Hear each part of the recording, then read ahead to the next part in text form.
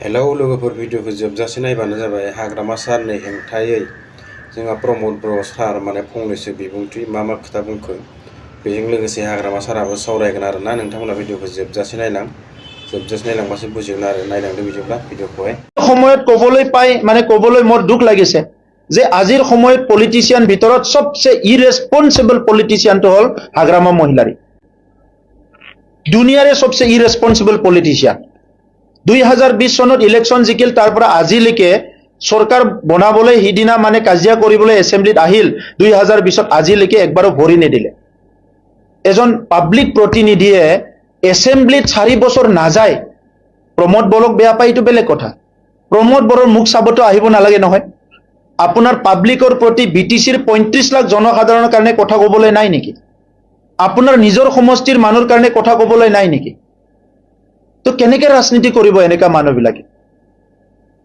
আড্ডা মাৰিবলৈ বহুত সময় থাকে মদ খাই ফুৰিবলৈ বহুত সময় থাকে এছেম্বলিত 1 ঘণ্টা আহিবলৈ সময় নাই কি পাব্লিক লিডাৰ দেখাব বিচাৰিছে সো এই কথাবিলাক আজি বিটিআৰ 35 লাখ নাগৰিকক মিছলিড কৰিবলৈ তেখেতসকলে এই কামবিলাক কৰিব নালাগে সব কথাৰ এনসাৰ আছে আমাৰ তাত 70 বছৰ সৰকাৰ চলাইছে আপোনালোকে কিন্তু আৰু ভাল সৰকাৰ চলোৱা নাই এই সময়ত হত্যা হিংসা কিমান কি কথা হৈ গৈছে বিভিন্ন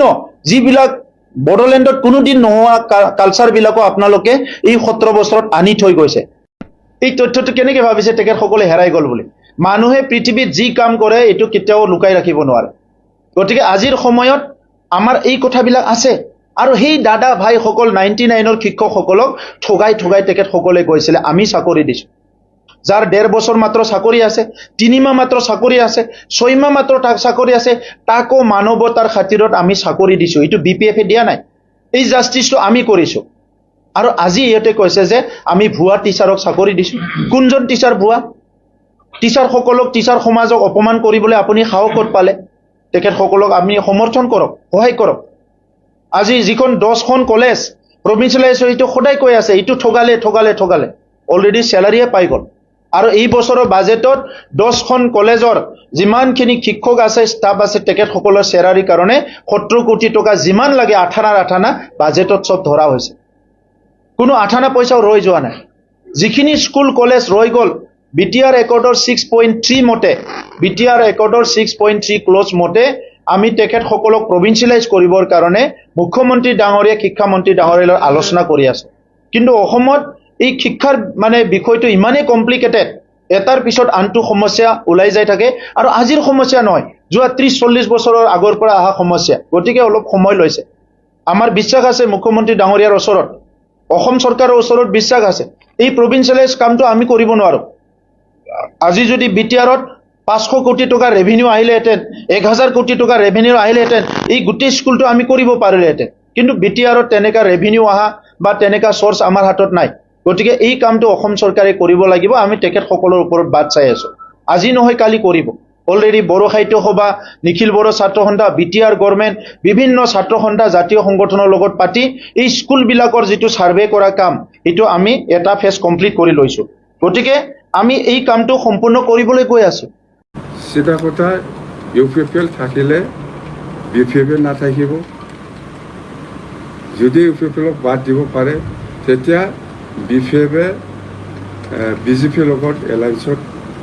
থাকি পেলাই কাম কৰিবৰ কাৰণে ইচ্ছা আছে আৰু থাকিব আৰু আমাৰ কিছুমান ডিমাণ্ডছ আছে বিটিচিৰ উন্নয়নৰ স্বাৰ্থত সেইখিনি নিশ্চয় বিজেপিয়ে আমাক সহায় কৰিব বুলি আমি আশা কৰি আজি আমাৰ কোনো আপত্তি নাই এনডিএ থাকাৰ সেইখিনি ডিচিশ্যন আমাৰ মাজত আহিল স্পষ্ট কথা সেইটো বিজেপিয়ে যদি ইউপিপিএলক ইণ্ডিয়াৰ পৰা বাদ দিয়ে তেনেহ'লে বিপিএফে কি বিজেপিৰ লগত এলায়েন্স চৰকাৰ কৰিব নেকি বিটিচিটো চৰকাৰৰ কথা পিছত প্ৰথম এলায়েন্সটো ক্লিয়াৰ হ'ব লাগে ইয়াৰ পিছতহে চৰকাৰ প্ৰথম এলায়েন্সটো ক্লিয়াৰ আমি কৈছিলোঁ